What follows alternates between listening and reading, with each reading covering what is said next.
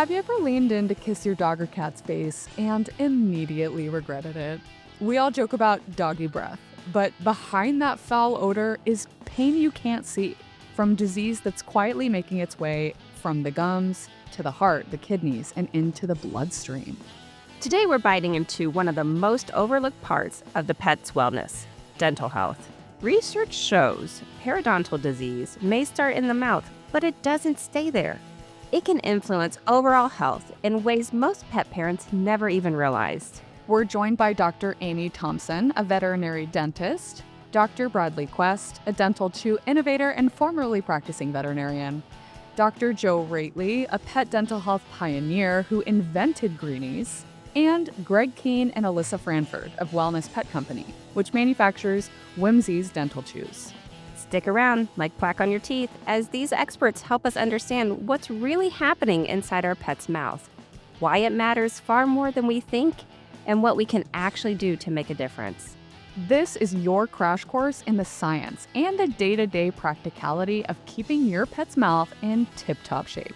Welcome to Barking Mad, a podcast by BSM Partners. We're your hosts, Dr. Stephanie Clark. And I'm Jordan Tyler. So, I have a joke. Unfortunately, I have a joke. And I actually got this from Ron, so I can't take full credit. But anytime somebody says like, "Oh, let's go at 2:30," or like, "Let's do this. It's happening at 2:30," you go, "2:30? Somebody call the dentist." Tooth hurty? You may not have any human children, but Ron's dad jokes are on another level. Truly, truly. He's practicing. He's just like he's stockpiling, honestly. But I went to the dentist.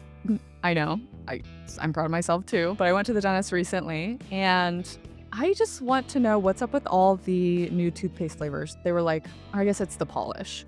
They were like, "What do you want for your polish today? Do you want mint, marshmallow, cotton candy?" I don't know. There was like a cookies and cream option. I'm like, what? Who? Gross. That sounds gross. I just want mint. I mean, girl, you look fabulous. No red light needed. But did you go to the pediatric dentist? Seriously. I was like, do I get a sucker? These are the same flavors that Esther has. But also, don't you think it's interesting that, like, it's the most sugary thing? What signals are they sending us? Yep. Mixed messages. That's what I'm saying. Please brush my teeth with cotton candy. I mean, I get it, right? In, like, Europe, they call it candy floss or tooth floss. Oh, true. Candy floss, yeah. I'm not sure why, but maybe that's why. I don't know. Yeah, they just have funny words for stuff. And honestly, I think it's really endearing. But anyway, we've gathered here today because dental health doesn't just matter for us. It totally matters for us, don't get me wrong. But it's actually just as important for our pets as it is for ourselves. So, Dr. Steph, take us through why this matters so much. So my grandpa would be like, "Oh, it's fine if a dog licks you. It's as clean as a dog's mouth." And I get to thinking, like, who created that saying? And I'm probably butchering this saying because it's not true, right? I mean, how many of us, you can raise your hand in the car if you're listening to this in the car or while you're trying to rock your child to sleep or, while you're getting ready in the morning. But you can raise your hand if you brush your dog's teeth today. Anyone? Probably not. And I mean, that's no fault, right? Like, life happens. We don't like to stick our fingers in pets' mouths, but because we don't have the time, because toothbrushing for our pets is not the greatest, the most fun activity, and life is busy, and life happens. It's festering with bacteria. I mean, we don't call it, cat scratch and cat bite fever for nothing, right?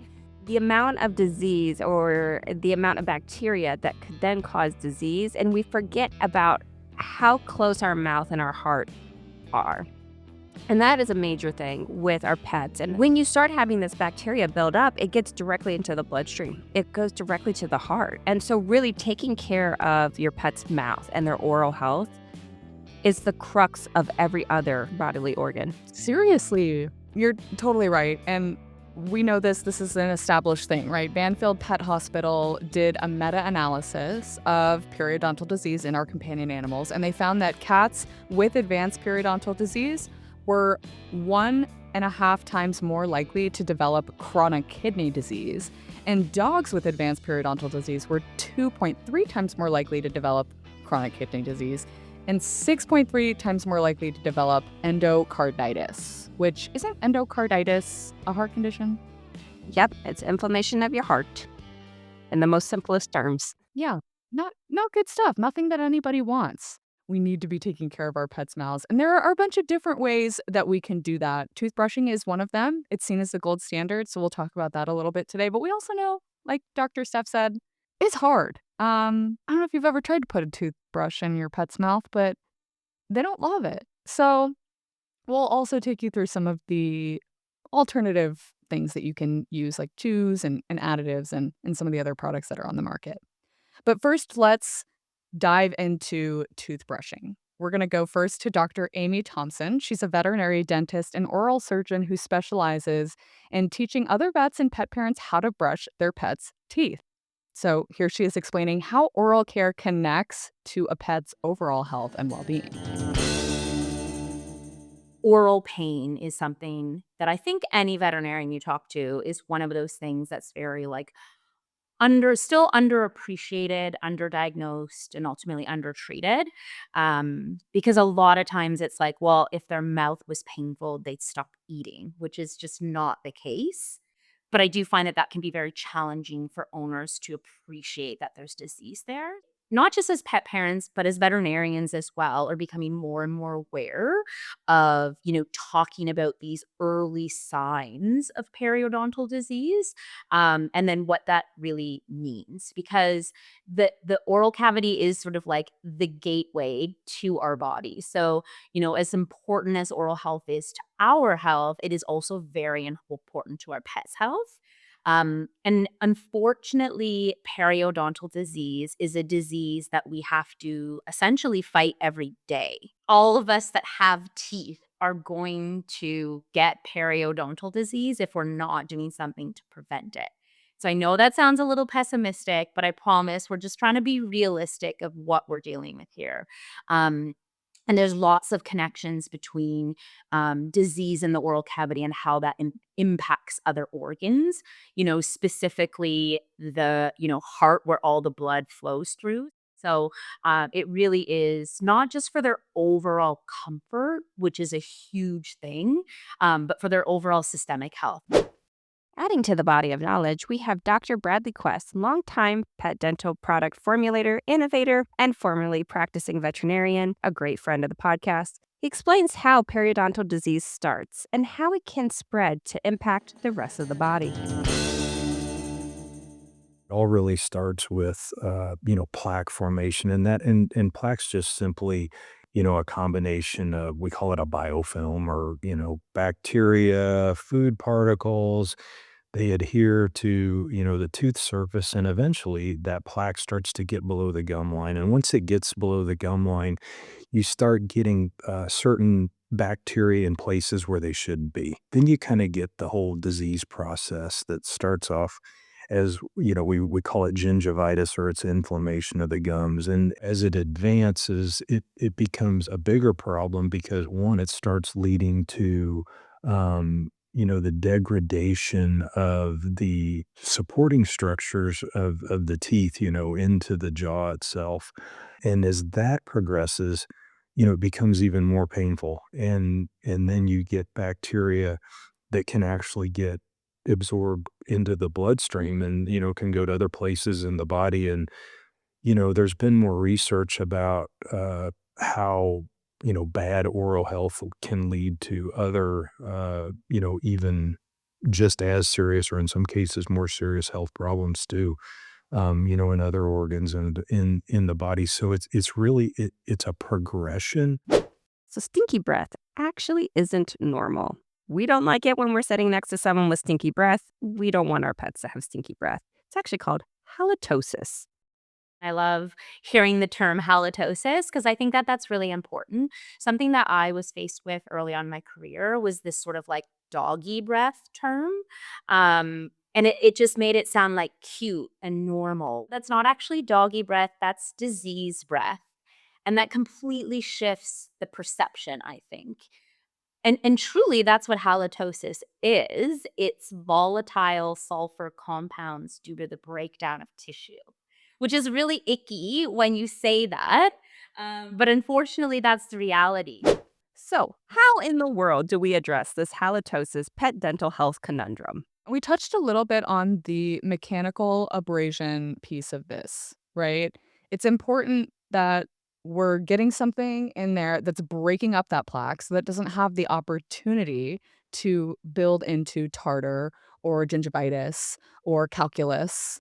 Um, these are all words that I'm just saying, and I'm not a dentist, so I hope I'm using them correctly.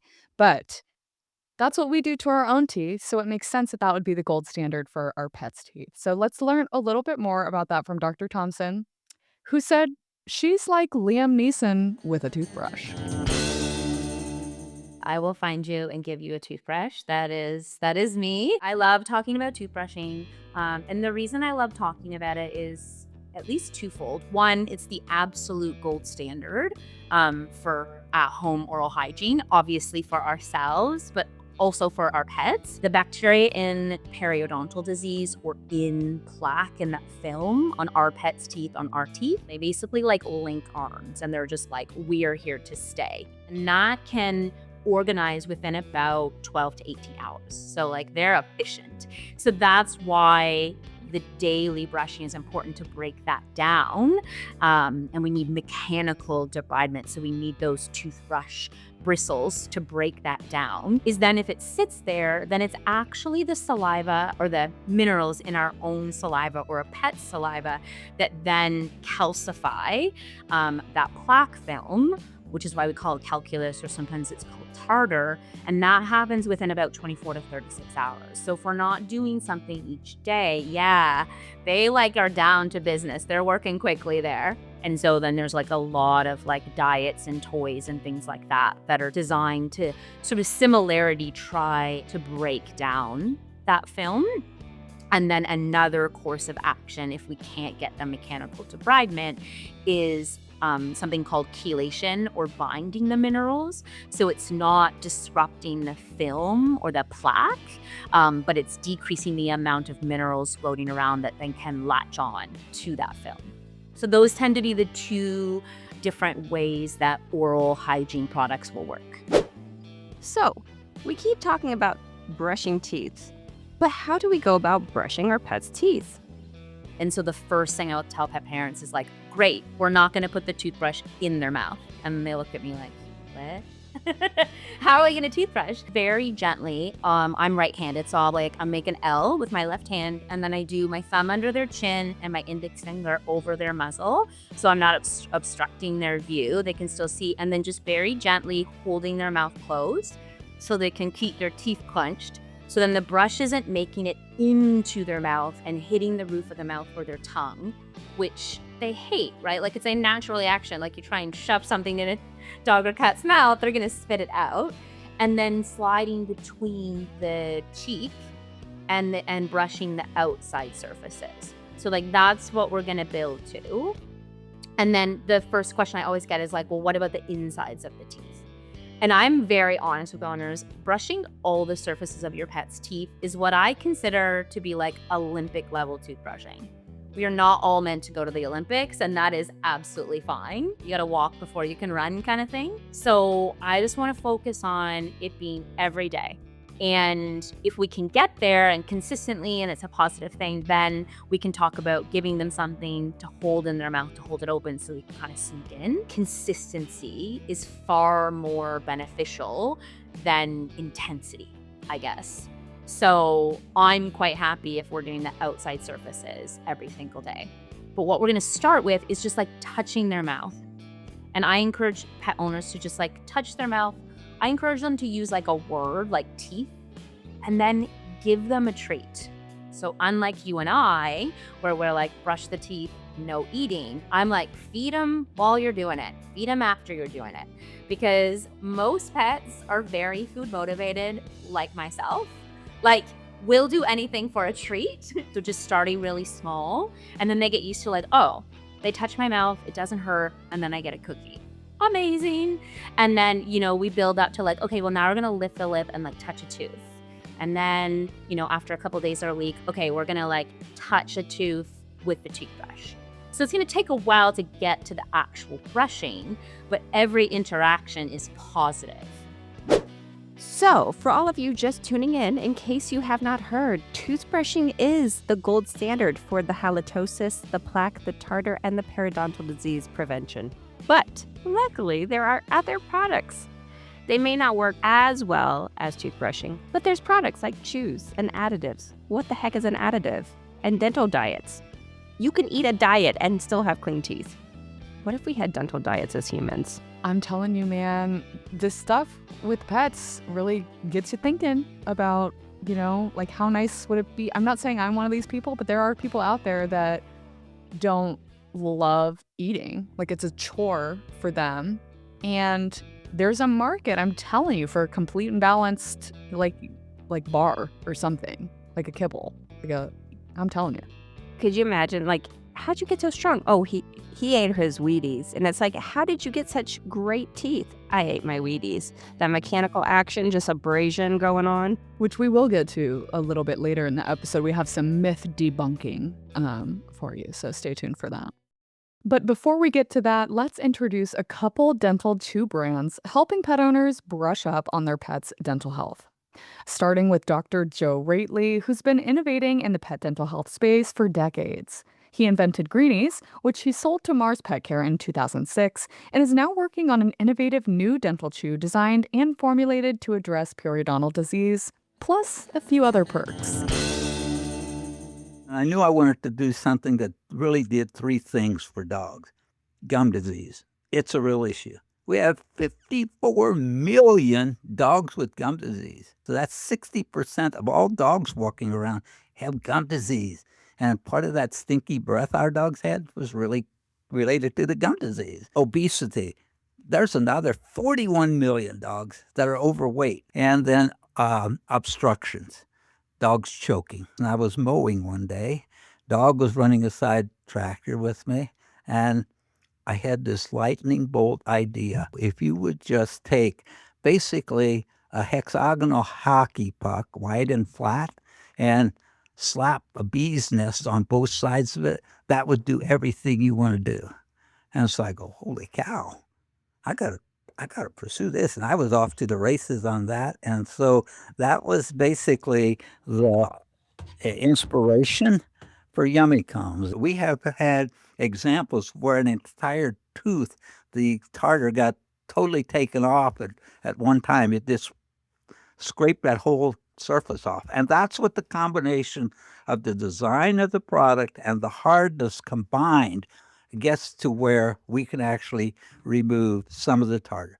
Yummy Combs did publish a study. They published it in the Journal of Veterinary Dentistry in July of 2024, and it showed that dogs that were administered a Yummy Comb dental chew daily for 60 days had a 14% reduction in plaque, a 26% reduction in calculus, which is caused by the buildup of plaque, and a 46% reduction in what they described as malodor, which is a stinky dog breath, aka halitosis. So you can look that up. We'll put some links in the show notes for that peer-reviewed research paper, but it's also patented. And the patented design does have a lot to do with the efficiency and the ability of this chew to actually help keep dogs' teeth clean, according to Joe. And so the dog's going to bite into it, teeth's going to go down in those cells, and it's going to get scraped and flossed and scrubbed. And we also build them with the help of a board-certified veterinary dentist. We built these wider than the throat so the dog can't gulp them. They have to chew them before they can gulp them. And so everybody says, yeah, but they could, chunk a piece off and still get it lodged in their throat. And I say, absolutely correct. And here are the 4 things we did to avoid that from being a really traumatic, dangerous, costly experience.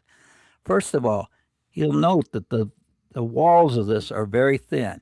Even on this extra large, they're just barely over 1/4 of an inch thick at the thickest point of the product. So we can bake them very quickly, in less than a minute. We have a special ingredient in here that, in addition to the thin walls, helps dissolve the product quickly, which is important from the gulping kind of perspective. So it's soft and pliable, and air can get through the passage and it can dissolve. So Yummy Combs, if you lay them out with other products, it really stands out because it's such a totally different shape. And to a large degree, shape makes the difference in this product. It is very important to the dental part of it. It's extremely important to the obstruction part of it, and it's packed with great nutrition. So that's kind of the essence of how this comes together. Another popular brand, Whimsies, is known for its fun-loving take. We're talking hedgehogs, gators, shoes shaped like toothbrushes. Meet Greg Keene, Senior Vice President of Innovation and Nutrition, and Alyssa Franford, Senior Manager of Nutritional Performance. These two have a combined 30 years with Wellness Pet Company developing its Whimsies dental chew portfolio for both dogs and cats. Whimsies is about fun. We focus on fun shapes, everything from like a toothbrush product we call brushies to cool little sort of animal type creatures like Herman the Hedgehog or alligators. So, we like to have products that are both fun and functional. So we really have a dental treat for every breed size, for every pet parent that's looking to have a little bit more fun and engagement for their pet through whether it's color or shape. Um, and then we also have products for cats, which are really focused on porous, crunchy treats to address dental issues in cats as well. So how can we tell if a dental chew product is actually going to work? We know from talking to consumers that believability in the any realm of oral care outside of brushing, which is seen as the gold standard, does have somewhat of an uphill sort of battle in a consumer's mind. Will these work? Will they be efficacious? There's a lot of great technologies that are on the horizon that I think I love where other sort of chemical agents are being or biological agents are being used as mechanisms to address oral care. But at this point in time, mechanical abrasion is the gold standard, and consumers really, really want to know. You can't just say that your product works. You have to have some data and some support behind that. We do chew time testing, which measures how much time the dog is interacting with the chew and actively chewing it. We also do dental efficacy studies, which measure plaque, gingivitis, tartar reduction. And for any of those studies, we're also measuring with different metrics how much the dogs are enjoying that as well. So balancing that fun. We're always measuring how much they're eating. And the chew time tests give us great insight into their enjoyment as well. They do behavioral analysis as well to see how they're interacting with that chew. Are they taking it between their paws? Are they hitting different areas of their mouth? So those really deliver some good insights between the efficacy and the fun. Fascinating. What about your cat dental products? How do they differ from a research and development standpoint from dog dental treats? Certainly with cat, it's not going to work if they don't like it. So palatability became um, really one of the top two focuses of that product. Number one was the texture of the product. It had to have a lower density, more porous type structure, so that the teeth can penetrate the piece, not necessarily break, so it can get some of that cleaning before it actually then splits and breaks. That was number one. Number two was palatability. I don't want to say dogs will eat anything, um, but they are less discerning, for sure. Nobody really wants to get in there, and it's a scary proposition. Cats don't want you really intervening in that way. So having a product to address that is obviously important for the cat, but as important for the cat owner. Yeah, I value my life. I'm sure you value your life. I'm not going anywhere near my cat's mouth with a toothbrush. Definitely not. But they also have to be super tasty. I know, Alyssa, you ran all of the palatability Yeah. studies for the cat trials. And I mean, we went through how many rounds of testing there? Many rounds of testing to make sure they were the tastiest version that they could be, that the cats were eating, a certain number of treats, so that we're able to get that crunch time. So now that we know a little bit more about the Whimsy's portfolio and some of the testing and thinking you guys do around this as you're developing it, how would you suggest a pet owner actually start using these products? Whether it's a Whimsy's product or just like a dental chew in general. Number one that comes to mind is choosing the right size for your pet. The Whimsies come in a variety of sizes for the dog chews, and it's important to, from a safety perspective, to choose the right size for your pet within that weight range that's right there in the package. Dr. Thompson, aka Toothy Thompson, says that she's all for mixing and matching dental care methods because, again, getting that toothbrush in there can be hard, but something is always going to be better than nothing. So I'm all for adding things in. So like my personal pet gets her teeth brushed most days. I am only human and I am not perfect. But the goal is daily and it happens most days. But she's also on a type of dental diet. So we can like layer these things, right? Periodontal disease and obesity are like neck and neck for the most common diseases we see in our pets. We do see these diseases a lot concurrently in pets. So, yeah, it is something just to keep in mind that some of these treats and diets, even, are going to be higher calories. So, we just want to account for that. Like you say, if we're using these either as a sole option or in conjunction with others, so that we're not running into overweight and then the extra strain on the cardiovascular system or the musculoskeletal system, that can definitely cause issues. So I think it's really important that as pet parents or as veterinarians, we make sure that our pet parents understand that if we're using an alternative to toothbrushing, we're not going to expect the same result. What Dr. Thompson means here is toothbrushing, guess what? It's the gold standard and can be stacked with dental chews, water additives, you name it, to improve results. But only administering a dental chew can't be expected to perform on par with toothbrushing. That's the equivalent of us chewing gum and expecting to have the same results as brushing our teeth. Similarly, giving a dental chew once a week, right, better than nothing. But don't expect to see similar results, or amazing results for that matter. The benefits that we see from dental chews are only attainable if given every single day. But hey, the good news is we have more tools than ever. Things like water additives, enzymatic gels, and even postbiotics. The catch, you say? You have to use them right. Science tells us that water additives can actually reduce plaque by 50%, but that study only looked at it after professional cleaning. Once that plaque hardens into tartar, a water additive isn't going to do the heavy lifting. Think of it more as a support crew. The takeaway here is that chemical and biological tools are force multipliers, not replacements for a toothbrush. If you can't brush daily, don't give up though. They work best when they're layered together, not acting as a solo act. And remember, when it comes to dental health especially, doing something consistently is way better than doing nothing perfectly. That's an excellent point, Dr. Steph. And hey, we get it. Between all the chews and the supplements and the diets and other products that are out there, it can be hard to figure out where to start or even where to go next. Luckily, there's a great resource out there for you to rely on. It's the Veterinary Oral Health Council, or VOHC. And here is Dr. Thompson sharing a bit more about what it offers for pet parents. So it is a group of veterinary dentists that review the studies and the literature on these products to make sure that they've done testing to say, like, is this product better than nothing, basically?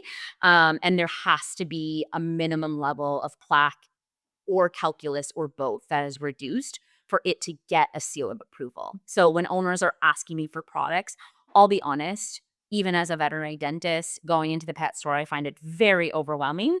There are so many products because now we're a lot more aware of the importance of oral health, but it can be very intimidating. I tend to guide owners to the vohc.org website. Because if we're going to be spending money on a product, I just feel better knowing that we've got some like literature and some review of the product. That is not to say that a product not on the list won't be helpful. I just don't know if it will be. Now, having said that, there are products out there that, have done efficacy testing too that don't necessarily have the VOHC seal. So, when folks ask me about a product, if it doesn't have a seal on it, I usually recommend, contact the manufacturer and ask them, have you all done any efficacy testing with your product to show that it actually does what you're claiming that it does? And if they have, ask them to share it. And, in most cases, they should be able to do that. And you'll know that it actually does help. But it's also important to remember that each dog is an individual, each cat is an individual, each pet is an individual, and periodontal disease develops differently for every dog, every cat, every animal, every human. So you may give a dental chew every day, you may brush your dog's teeth every day, but that doesn't necessarily mean you don't need to think about regular dental checkups with your veterinarian. Being a veterinarian, especially a veterinarian that, works on helping develop dental products, people have a fear of, having their dog's teeth cleaned. And I get it. Anesthetic or anesthesia can be, scary because who doesn't know someone who has a story or, whatever. But I will tell you that, the care in the veterinary field has advanced in almost all cases. The anesthetic regimens used are gonna be, almost exactly the same, that we would use if, we went into our own physicians or a surgeon and had a procedure done. So, and along with that, have your veterinarian, and most of them are gonna recommend it or even require it, do some blood work before you have the dental done, make sure your pet's healthy. What I'm trying to really say is don't be afraid, to have these procedures done. Talk to your veterinarian about it. Make sure you're comfortable, with it because there's a lot of dogs and cats that have, anesthetic procedures, dental procedures done all the time, and they're just fine. Just make sure you're comfortable with it. You talk about these things with your veterinarian. You make sure that, you're comfortable with everything that they recommend. Think about it.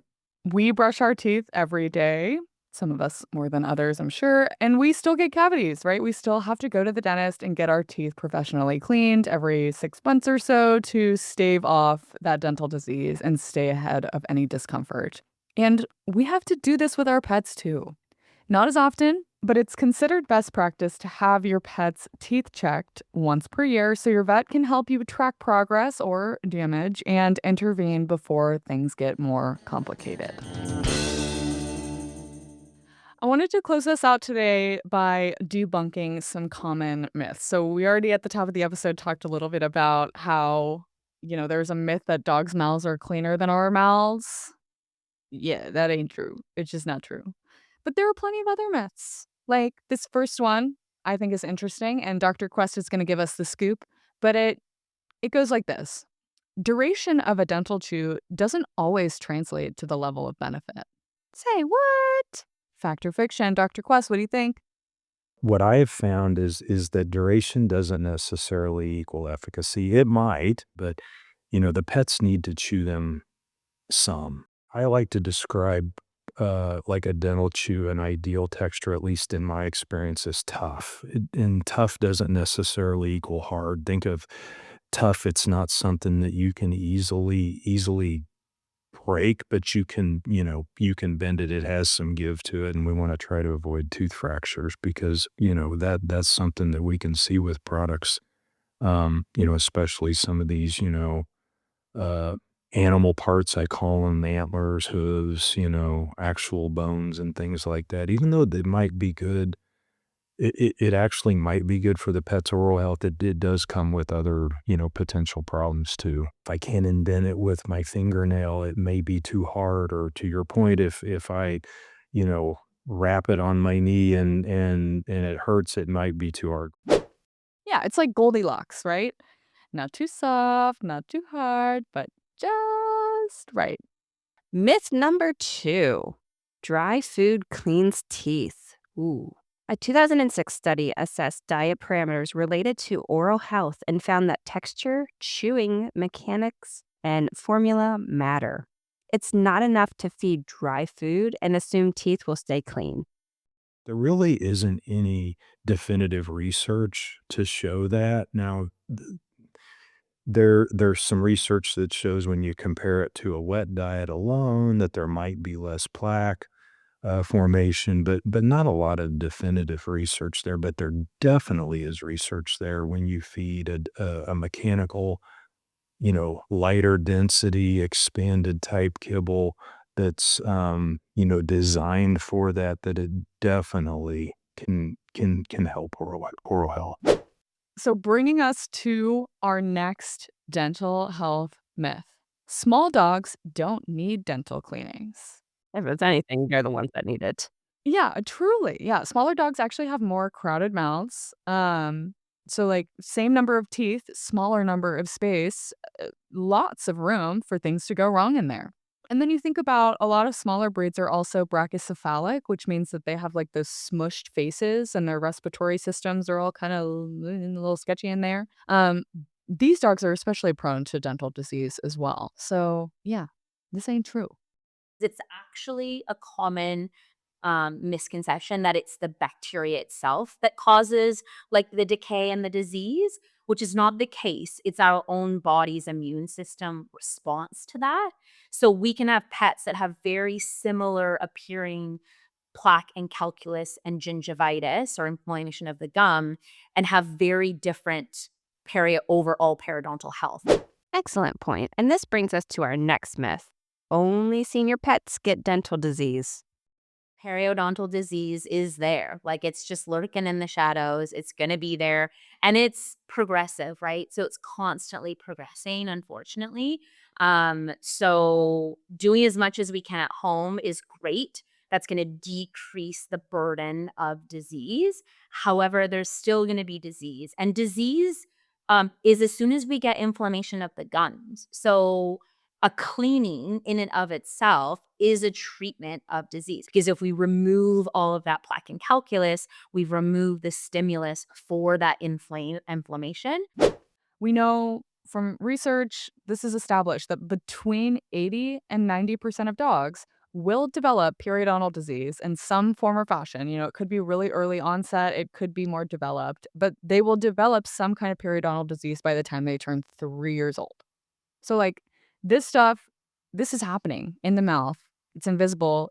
We can't see it, but it's happening all the time. It's working against us and our pets all the time. And it certainly does not discriminate against age, against breed, size, weight, or anything else. We eat every day, so stuff could accumulate. So addressing that on a daily basis and knocking down the growth potential of any biofilms is critical. All right, that was a ton of information, so let's recap. Dental health is a whole body health issue. When plaque, bacteria, and inflammation build up in the mouth, they don't stay there. They enter the bloodstream, put stress on the kidneys and the liver, and can even contribute to heart disease. The bottom line, doggy breath isn't normal. It's a sign that something harmful is happening under that gum line. Secondly, a consistent routine beats perfection every time. Brushing daily is better than brushing weekly. Brushing weekly is better than never brushing. And giving a daily dental chew is certainly better than doing nothing at all. Forward progress, even in baby steps, is what matters most. That said, not all pet dental health interventions are created equally. Daily toothbrushing is the gold standard, as we've said about 20,000 times in this episode. But trust us when we say it's not realistic for everyone. There are tons of products on the market, from enzymatic water additives to postbiotics to long-lasting chews.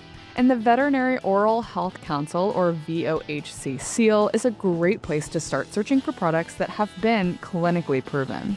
And if a pet dental product doesn't have the VOHC seal, ask the manufacturer if they perform efficacy testing. You deserve clear answers, and your pet deserves products that actually do what they promise. And finally, remember the payoff. Better breath, better comfort, and a happier, healthier pet who's protected from problems long before they become much larger, much more complex, and much more expensive to treat. Prevention is not only the most compassionate choice, it's also the most cost-effective one. Here's your challenge for the week, folks, in case you weren't busy enough. Schedule that dental checkup. Yes, for you, yourself. And then schedule one for your pet, too. Then pick one habit, just one to start soon. It could be beginning a toothbrushing routine, or maybe pick a trusted chew, supplement, or diet. What's most important is that you stick with it, kind of like how Plaque sticks to our teeth. Yeah, you get it, right? And if you're a brand listening, know that BSM Partners can support you with formulation work, VOHC compliance, and product development that truly moves the needle for pet health. Thank you for tuning in to another episode of Barking Mad. If you want to learn more about BSM Partners, please visit us at www.bsmpartners.net. Don't forget to subscribe on your favorite leading podcast platform or share it with a friend to stay current on the latest pet industry trends and conversations. Thanks again to Dr. Amy Thompson, Dr. Bradley Quest, Dr. Joe Rately, Greg Keene, and Alyssa Franford for sharing their time and insights with us today. We'd also like to thank our dedicated team, Adamiette Thomas, Neely Bowden, Kate Wright, Katie Wolf, Anna Guilfoyle, and Jacob Parker. A special shout out to Leanne Haggerty and Michael Johnson in support of this episode, and to David Perez for our original music in the intro and outro. See you next time.